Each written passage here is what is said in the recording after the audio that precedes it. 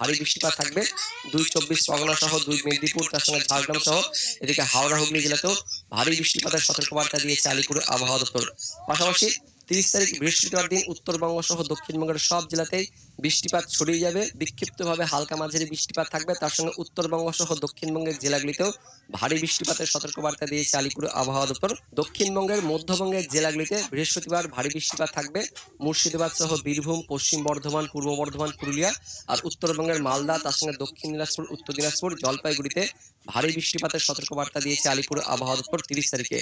৩০ তারিখে উত্তরবঙ্গ সহ দক্ষিণবঙ্গের সব জায়গাতে মেঘলা মেঘাচ্ছন্ন পরিবেশ সহ বৃষ্টিপাত থাকবে। কখনো বৃষ্টিপাত বাড়বে, কখনো বৃষ্টিপাত কমবে। পাশাপাশি মঙ্গলবারের পর থেকে কিন্তু উপকূলবর্তী এলাকাগুলিতে দমকা ঝোড়ো বাতাস বইবে।